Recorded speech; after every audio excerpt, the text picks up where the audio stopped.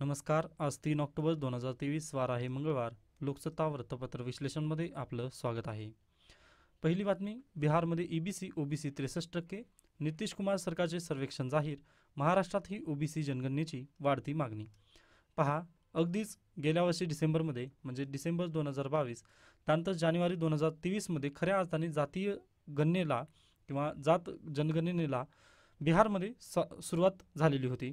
व ही सुरुवात कशासाठी केलेली होती तर पहा, ओबीसीची खरी आकडेवारी आपल्याला समजेल यासाठी.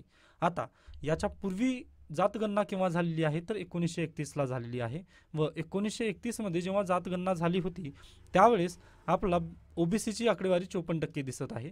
व त्या आकडेवारीनुसार 27% आरक्षण ओबीसींना देण्यात आलेलं होतं. मग पहा, आता महाराष्ट्रातील मराठाचा इशू, त्यानंतर अगदीच गुजरातमधील पटेल यांचा आरक्षणाचा इशू, त्यानंतर अगदीच हरियाणामधील जाट यांचा आरक्षणाचा इशू, ह्या सर्व आरक्षणाच्या इशूमध्ये नेमकं काय अडचण येत होती तर जातीय जातगणना. ओके, जातीय जनगणना ही जी अडचण होती तीच प्रमुख होती. मग त्याला मात देत बिहारचे नितीश कुमार सरकारने काय केलेलं आहे, त्यांनी सर्वेक्षण जाहीर केलेलं. मग त्यामध्ये पहा, ओबीसीची आता किती आकडेवारी समजली, 63%. मग पहा, 54% 1931 होती. आता ती ओव्हरऑल आकडेवारी होती, न की राज्यापुरती. परंतु आता ही जर आकडेवारी घेऊन तुम्ही जर सुप्रीम कोर्टात गेलात ना, सुप्रीम कोर्ट अगदी तुमची जी 50%ची पूर्वीची कॅप होती ती वाढवण्यास तयार होईल. कारण एक्सेप्शनल केसेसमध्ये सुप्रीम कोर्ट वाढवण्यास तयार आहे. ओके, याच्यापूर्वी 2018मध्ये तुम्ही निर्णय वाचा, अगदी बॉम्बे हायकोर्टाचा. बॉम्बे हायकोर्टाने पण जे महाराष्ट्रातील मराठा आरक्षण होतं त्याला बॉम्बे हायकोर्टाने काय दिलेला होता, म्हणजे अगदी 16%वरून त्यांनी 12% केलेलं होतं. परंतु त्यांनी त्याला मान्यता दिलेली होती की तुम्ही 50%च्या कॅप जी आहे ती कॅप वगैरे अगदी उचलून धरू शकता, असं त्यांनी म्हटलेलं होतं. मग आता हेच इश्यू आहे इथे पण, की जर जातगणना अगदी संपूर्ण देशभरात झाली तर ओबीसीचं जे 50%ची जी कॅप आहे ती वाढू शकते. पण सध्याला प्रॉब्लेम काय आहे, कोणत्या कोणत्या राज्यांमध्ये काय होणार आहे पहा, तर ओबीसीची जी आकडेवारी आहे ती कमी होऊ शकते व काही काही राज्यांमध्ये ओबीसीची आकडेवारी जास्त होऊ शकते. हाच इथं एक बेसिकली प्रॉब्लेम आहे. मग त्यामुळे सध्याला मोदी सरकार ते भीत आहे. आता त्याबद्दल आपण एक व्हिडिओ घेतलेला आहे व याला वारंवार मी तुम्हाला सांगतो की तो व्हिडिओ पाहून घ्या. म्हणजे मीच घेतलेला होता तो व्हिडिओ. जर माझा व्हिडिओ पाहू शकत नसाल तुम्ही तर अन्य एखाद्या शिक्षकाचा वगैरे व्हिडिओ प्लीज पाहून घ्या. तिथे तुम्हाला कास्ट सेन्सस का महत्त्वाची आहे व आरक्षणासाठी कास्ट सेन्ससचा इश्यू काय सध्याला उचलत आहे हे तुम्ही अगदी समजून घ्याल. आता पहा, महाराष्ट्रात ती ओबीसी जनगणनेची मागणी होत आहे. मग तेच कारण आहे, आता ओबीसीला जर आरक्षण द्यायचं असेल ना, ओबीसीमध्ये जर वाढतं, आता 27%ची जर कॅप तुम्हाला उचलायची असेल ना, तर अगदी तुम्हाला काय जनगणना हवीच आहे. ते पण कशाची, जातनिहाय जनगणना अगदी गरजेची आहे, हे आपलं इथं स्पष्ट होतं. त्यानंतर आता पहा, बिहारच्या एकूण लोकसंख्येपैकी किती आता मागास वगैरे किती आहेत ते आता पाहू शकतो आपण. इथं अति मागास आहेत 36%, इतर मागास आहेत 27%, तर अनुसूचित जाती आहेत 20% असं आपण म्हणू शकतो, 19.7 आहेत. त्यानंतर अनुसूचित जमाती आहेत व 1.7% व सवर्ण आहेत 15.5%. म्हणजे मागासाचाच आकडेवारी वगैरे सगळ्यात जास्त असलेली आपल्या इथं बेसिकली दिसते. त्यानंतर एकूण लोकसंख्या आहे 13.1 कोटी त्यांची एकूण लोकसंख्या आहे. ओके, आता अगदीच महाराष्ट्रात पण याची मागणी होत आहे, पण वाटत नाही आपल्याला किंवा सध्याला बीजेपी सरकार त्यावरती हे नाही आहे. आता अगदीच देवेंद्र फडणवीस यांचं मत आलेलं आहे की आम्ही पण जातनिहाय जनगणना करू, पण अद्याप त्यावरतीची पावले वगैरे उचलताना दिसत नाही आहेत. ओके, तर ही अशा पद्धतीची पहिली न्यूज होती. आता त्याचं होमवर्क जे आहे ते ऑलरेडी सांगितलेलं आहे व ते आय थिंक तुम्ही बघून म्हणजे तुम्ही ऑलरेडी पाहिला असाल तर ते अगदी चांगलं आहे. जर पाहिला नसाल तर तुम्ही प्लीज पाहून घेऊ शकता. दुसरी न्यूज पहा, प्रकाश झोतांमुळे नेत्रदोष, दंडनाट्यामुळे बहिरेपणा, विसर्जन मिरवणुकीनंतर अनेकांच्या तक्रारी. आता ही काल न्यूज आपण पाहिलेली आहे की अगदीच लेझरचा वगैरे वाढतं प्रमाण आहे व लेझरचं वाढतं प्रमाण असल्यामुळे जर डोळ्यामध्ये जर लेझरचे रेज वगैरे पडले तर अगदीच अंधत्व वगैरे येण्यास त्याला कारणीभूत होऊ शकतं. त्याची तक्रारी देखील आता मग सध्याला येत आहेत. त्यानंतर दुसरी एक दुर्दैवी न्यूज आहे की नांदेडच्या शासकीय रुग्णालयात 24 तासांत 24 मृत्यू झालेले आहेत. मृतांमध्ये 12 मालकांचा समावेश तर 70 रुग्णांची प्रकृती चिंताजनक. हे सर्व कशामुळे होत आहे तर जीवरक्षक औषधांचा तुटवडा. व हे अशा पद्धतीने जर चालत असेल तर ते अगदी चुकीचं आहे, कारण आपण म्हणजे भांडवल कुठे टाकत आहोत हे पण आपल्याला एकदा पाहणं गरजेचं होतं. ओके, तर अशा पद्धतीने पहिलं पेज इथं संपतं. आणखीन एक न्यूज आहे, ही अगदी मोस्ट इम्पॉर्टंट आपण म्हणू शकतो. तर पहा, कोविड-19 लस निर्मितीत योगदानाचा सर्वोच्च सन्मान, करिको वेसमन यांना वैद्यकीय क्षेत्रातील नोबल काल म्हणजे त्यांची लिस्ट वगैरे जाहीर झाली, फक्त वैद्यकीय क्षेत्राची. आता अगदीच अर्थशास्त्र वगैरे ते जाहीर होतील आगामी काळामध्ये, मग ते आपण पाहूयात. फक्त आता ही लिस्ट वगैरे जी आहे ना, ते तुम्हाला म्हणजे ते ही जी लिस्ट आहे ना, ती तुमच्या डायरीमध्ये वगैरे लिहून ठेवा, कारण यावरती प्रश्न येऊ शकतात. सरसेवा भरती म्हणा किंवा अगदीच आगामी जिल्हा परिषद भरती, आरोग्यसेवक भरती वगैरे त्यामध्ये हे असू शकतं. त्यामुळे प्लीज याला थोडंसं तुम्ही काळजीपूर्वक वाचा. पहा, कोविड-19 लसीच्या संशोधनातील कॅटलिन कॅरिको आणि ड्यू वेल्समन यांना जाहीर करण्यात आलेला आहे. कोणता? तर नोबेल पुरस्कार यंदाचा. या 2 शास्त्रज्ञांच्या संशोधनामुळे कोविड-19 प्रतिबंधक mRNA म्हणजे मॅसेंजर आरएनएला लशी विकसित करण्यात आल्या आणि भविष्यातही या संशोधनाचा वापर होईल असे नोबेल निवड समितीने यांना म्हटलेले आहे, म्हणजे पुरस्कार देताना वगैरे त्यांनी म्हटलेलं आहे. आता mRNAचं वगैरे कार्य काय असतं पहा, तर व्हॅक्सिन जर तुम्ही mRNA थ्रू जर बनवत असाल ना, तर पहा mRNA अगदीच त्याचं रूपांतर स्वतःमध्ये DNA मध्ये पण करू शकतं. ओके, या RNAची ही खासियत असते की तो ट्रान्सफर म्हणजे अगदीच मेसेज वगैरे घेऊन जातो किंवा ते स्वतःला ट्रान्सफर वगैरे करत असतं. ओके, त्या बेसिसवर पहा RNA DNAची व्हॅक्सिन पण बनवू शकतं, त्यासाठी याला नोबेल प्राईज वगैरे देण्यात आलेला आहे. ओके, आता हे आय थिंक मी तुम्हाला योग्यरित्या समजावू शकलो नसलो तरी प्लीज तुम्ही सायन्सचे एकदा शिक्षकांमध्ये वगैरे तुम्ही पाहून घेऊ शकता की mRNA व्हॅक्सिन वगैरे कशा पद्धतीने कार्य करतात. व UPSC 2022ला आय थिंक प्रश्न आलेला होता याबद्दल. ओके, कोविड व्हॅक्सिनबद्दल UPSC 2022मध्ये ऑलरेडी प्रश्न येऊन गेलेले आहेत, त्यामुळे प्लीज थोडीशी काळजीपूर्वक तुम्ही ह्या न्यूजला वाचू शकता. त्यानंतर पान 2 आहे. पान 2 वरती एक मुख्य न्यूज जर म्हटलं तर सरसेवा भरती विरोधात याचिका दाखल करण्यात आली आहे बॉम्बे हायकोर्टामध्ये.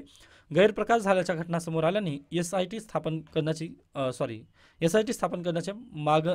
SIT मार्फत चौकशीची मागणी वगैरे काल करण्यात आलेली आहे. आता पाहूयात बॉम्बे हायकोर्ट याबद्दल काय म्हणेल. ओके, बॉम्बे हायकोर्टाचा जर निर्णय आला तर तलाठी भरती त्यानंतर जे मागे झालेल्या होत्या व त्यामध्ये जे गैरप्रकार वगैरे आढळून आले त्याबद्दल त्यांनी चौकशी वगैरे होणार आहे. ओके, म्हणजे निकाल वगैरे लांबणीवर टाकण्याचे चान्सेस होऊ शकतात. ओके, आता आपण त्याबद्दल प्रेडिक्ट करू शकत नाही म्हणा, सॉरी फॉर दॅट, परंतु अगदी बॉम्बे हायकोर्टामध्ये याचं डिसिजन पेंडिंग आहे हे सांगायचं होतं, त्यामुळे ही न्यूज घेतलेली आहे. त्यानंतर आपण पुढे जाऊयात. UGC नेटसाठी ऑनलाईन अर्ज प्रक्रिया चालू करण्यात आलेली आहे. जे विद्यार्थी अगदीच इच्छुक आहेत त्यांनी फॉर्म वगैरे भरू शकता. त्यानंतर पेज नंबर 4 वरती जाऊयात. 3 वरती काही बातम्या होत्या त्यामुळे मी स्किप केलेले आहेत. पहा आता इथे, राज्यात ही OBC जनगणना करा, भाजपचे प्रदेशाध्यक्ष बावनकुळे यांची मागणी, सरकार सकारात्मक, फडणवीस यांची ग्वाही. आता ठीक आहे, पाहूयात. जर सरकारने जर अगदीच जातनिहाय जनगणना जर केलं तर ते आपल्यासाठी बेटर असेल. व मराठा आरक्षणाची जी मागणी आहे किंवा मराठा आरक्षण देण्यामध्ये पण सोयीस्कर वगैरे तिथं वातावरण योग्यरित्या ठरेल. कारण पहा, सुप्रीम कोर्ट याच्यापूर्वी विचारलेलं आहे की तुम्ही चांगल्या पद्धतीची आकडेवारी द्या. आता गायकवाड समितीने जी आकडेवारी दिली ना, ती आकडेवारी तथ्य मानायला सुप्रीम कोर्ट तयार नाही, हा प्रॉब्लेम आहे. तर सुप्रीम कोर्टाला काय पाहिजे, तर तुम्ही जातनिहाय जनगणना जर केली असेल तर ती आम्हाला द्या. कारण 1931ची जनगणना आहे, त्यानुसार आपण OBCंना किती 27% आरक्षण दिलेलं आहे. ती जर कॅप उचलायची असेल आपल्याला तर नवीन जनगणना लागेल. हे इथं मुख्य चॅलेंज इथं समोर दिसत आहे. ओके, मग पाहूयात आता महाराष्ट्र सरकार काय करेल त्याबद्दल. त्यानंतर पुढचं पेज पाहूयात आपण. हे पहा, म्हणजे अगदीच राजघाट येथे काल आपले राष्ट्रपिता म्हणजेच महात्मा गांधी यांना जयंतीनिमित्त काल अभिवादन करण्यात आलं किंवा आदरांजली अर्पण करण्यात आली, त्याबद्दलची ही न्यूज आहे. त्यानंतर शिवराज सिंह यांची गच्छंती अठळ. आता ही जी न्यूज आहे ना, ती आपण काल पाहिलं होतं, म्हणजे पॉलिटिकल बेसिसवरची ही न्यूज आहे. व खऱ्या अर्थाने जर पाहिलं तर हे येडियुरप्पा होतील की काय, असं पॉलिटिकल ऑब्झर्वर या नात्याने तुम्ही ही न्यूज नक्की वाचू शकता. म्हणजे खरंच इंटरेस्टिंग आहे, त्यामुळे मी या न्यूजला वगैरे आणलेलं आहे ते. ओके, तर अशा पद्धतीने ही पण न्यूज संपते.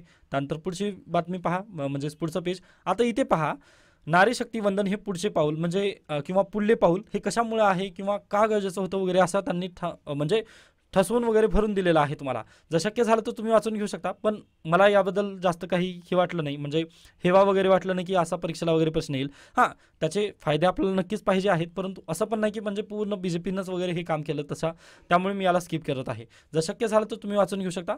ओके, बंधने संविधानातच घातले आहेत असं त्यांचं म्हणणं आहे, ठीक आहे, पण आपण त्याबद्दल म्हणजे हे करणार नाही आहे की बंधने वगैरे ते तोडायला वगैरे हवं का, असं UPSC पण प्रश्न वगैरे विचारणार नाही, त्यामुळे मी याला स्किप करतोय. बाकी तुम्ही अगदीच महिला सशक्तीकरण बाबतचे जर दुसरे पॉईंट वगैरे आहेत ना, ती प्लीज वाचून घ्या, म्हणजे UPSC मेन्सला वगैरे त्याच्यावरती प्रश्न वगैरे विचारले जाण्याची दाट शक्यता आहे. ओके, त्यानंतर पहा पुढचं संपादकीय, लोकसत्ता संपादकीय, यामध्ये आजचं काहीच कामाचं दिसत नाही आहे. कोकण कुणाचाच नसा. झालेलं काय पहा, कोकणचा विकास जर करायचं म्हटलं तर कोणीही पुढे येत नाही, हा इथं मुख्य समस्या आहे. व ही मुख्य समस्या कशामुळे येत आहे, कारण पहा, राजकारणी जे व्यक्ती आहेत ते राजकारणीय व्यक्ती जे आहेत ते कोकणला फक्त मनी ऑर्डर इकॉनॉमी ही या प्रांताची ओळख बनवून दिलेली आहेत. ओके, कारण पहा कोकणचा जो प्रदेश आहे, कोकणमधून अगदी मुंबई पुणे या ठिकाणी औद्योगिक कामासाठी किंवा अगदीच रोजगारासाठी वगैरे तिथून मोठ्या प्रमाणात स्थलांतर होतं. बरोबर. मग मागे कोण होतात तर अगदीच वृद्ध, त्यानंतर महिला वर्ग वगैरे इथं कोकणमध्ये प्रामुख्याने आढळून येतात. बरोबर. मग पहा त्यांच्याकडे अगदीच ते तिथल्या तिथंच वगैरे ते त्यांचंच काम वगैरे पाहतात व पुरुष काय करतं, पुरुष मंडळी पुणे किंवा मुंबईच्या ठिकाणातून वगैरे त्यांना मनी ऑर्डर पाठवत असतं. त्यामुळे झालं काय तर मनी ऑर्डरच्या पैशावर वगैरे त्यांचं घर वगैरे चालतं. ही अशा पद्धतीने मनी ऑर्डर इकॉनॉमी इथली झालेली आहे. त्यामुळे पहा कोकणमध्ये अगदीच रस्त्यांची वगैरे दुरवस्था आहे. त्यानंतर अगदीच एखादी इंडस्ट्रीज वगैरे नाहीत. म्हणजे इंडस्ट्रीज नसल्यामुळे काय झालेलं आहे, त्यांचं दळणवळण वगैरे चांगलं करण्यासाठी वगैरे राजकारण्यांना वगैरे काही गरजच पडली नाही. मग आता म्हणजे यावर्षीच्या 2023च्या जे गणपतीला झालेलं ना, तेच पुढल्या वर्षीच्या गणपतीला पण होईल असं लेखकांनी इथं ठाम मत त्यांचं मांडलेलं आहे. कारण पहा गेल्या वर्षी पण असंच झालेलं होतं. तीच घटना दरवर्षी इथं पुनरावृत्ती त्या घटनेची होत असते. मग हे एक दुर्दैव आहे की कोकणला कोणी विकास वगैरे करत नाही असं त्यांचं लेखकाचं इथं ठाम मत आहे. जर शक्य झालं तर तुम्ही हे वाचून घेऊ शकता. अन्यथा पहा अगदी इंटरव्ह्यूला वगैरे प्रश्न येऊ शकतो. एखादा विद्यार्थी जर आपला कोकणमधून असेल तर त्यांना सांगता यायला पाहिजे की कोकणचा विकास कशामुळे झाला नाही, तर मनी ऑर्डर इकॉनॉमी म्हणून त्याची ओळख झालेली आहे. त्यामुळेच आज देखील कोकणला थोडंसं आपण म्हणजे एक महाराष्ट्रामध्ये अविकसित पार्ट म्हणून आपण त्याला पाहू शकतो. ओके, त्यानंतर आपण पुढे जाऊयात. हे मालदीवबाबत आलेलं आहे, परंतु त्यावरती प्रश्न येण्याचे चान्सेस कमी, त्यामुळे मी स्किप केलं. त्यानंतर आणखी एका महासाथीच्या उंबरठ्यावर म्हणजे पहा कोविड-19 झालं, त्यानंतर Ebola, middle east respiratory syndrome, Nipah, Zika. Okay, हे आजार होऊन गेले किंवा या आजारांच्या यादीमध्ये आता नवीन एक आजार आलेला आहे, म्हणजे ते 2018 पासूनच यादीत आहे. परंतु जे WHO आहे, WHO यांनी त्यांच्या संकेतस्थळावर एक्स या आजाराचं नाव वगैरे प्रसिद्ध केलेलं आहे. त्यानिमित्ताने हा लेख आलेला आहे. एक्स हे आजार नवीन आहे, म्हणजे अगदी त्याचे पॅथोजन्स जे आहेत ना ते पूर्वी आढळलेले, परंतु ते 25च पॅथोजन्स आढळलेले आहेत आपल्याला, किंवा 25च व्हायरस वगैरे आढळलेले आहेत. त्यामुळे आपण त्याला अगदी त्याची स्टडी वगैरे डिक्लेअर केलेली नाही आहे किंवा हे पसरले वगैरे ते आपल्याला अद्याप सांगता येत नाही आहे. परंतु हे पॅथोजन आढळलेलं आहे. पॅथोजन म्हणजे काय आता तर अगदीच एक म्हणजे बायोमॉलिक्यूल बॉडी असं तुम्ही कन्सिडर करू शकता, म्हणजे साध्या भाषेत वगैरे, किंवा तुम्ही सायन्सच्या सायन्सच्या लेक्चरमधून वगैरे ते सायन्सच्या लेक्चरमधून वगैरे ते शिकून घ्या की पॅथोजन्स वगैरे काय असतात, त्यानंतर व्हॅक्सिन कसे बनते, त्यानंतर DNA RNA वगैरे ते एकदा पाहून घ्या, म्हणजे तुम्हाला मी जे काही शब्द बोलतोय ना ते तुम्हाला समजून येतील. मग पहा पॅथोजन्स जे आहेत ना ते आढळलेले आहेत. मग 25च पॅथोजन्स वगैरे आपल्याला आढळलेले आहेत. मग त्या बेसिसवर आपण लस वगैरे तयार करू शकलो नाही अद्याप, पण जे WHO काय म्हणत आहे तर लस वगैरे आपल्याला तयार करायला हवं. कारण पहा कोविड फक्त सौम्य होता, एक्सच्या नजरेत कोविड हा सौम्य होता, तर एक्स जर आला ना तर तो खूपच म्हणजे महान आहे किंवा खूपच म्हणजे पूर्ण हे करणार आहे व आर्थिक स्थिती जी आहे ना ती खूप डबघाईला घेऊन जाईल असं चिंताजनक वक्तव्य किंवा चिंता WHOने दर्शवलेली आहे. त्यामुळे अगदी सर्वांनी काळजी घेणं गरजेचंच आहे. त्या बेसिसवर त्यासोबतच पहा अगदीच हे जे पॅथोजन आहे ना ते कोणामार्फत पसरलं जातं तर अगदीच बुरशीमार्फत, म्हणजे प्राण्याच्या शरीरातून प्राण्याच्या शरीरामध्ये वगैरे ट्रान्सफर होऊ शकतं. व ते कशा माध्यमातून, बुरशी म्हणजेच काय फंगल इन्फेक्शन वगैरे तुम्ही इथं म्हणू शकता. ओके, तर हे अशा पद्धतीने आहे. एक्स हा आजार म्हणजे आणखी जग जे आहे ते आणखी एका महासाथीच्या उंबरठ्यावर आहे, पण तिथं प्रश्नचिन्ह दाखवण्यात आलेलं आहे. त्यामुळे अगदीच सर्वांनी काळजी घेणं अगदी बंधनकारक आहे असं आपण इथं बेसिकली म्हणू शकतो. आय होप तुम्हाला हे सर्व काही समजलेलं असेल. याबाबत काही शंका, काही सजेशन असतील तर तुम्ही नक्की मला सांगू शकता. धन्यवाद.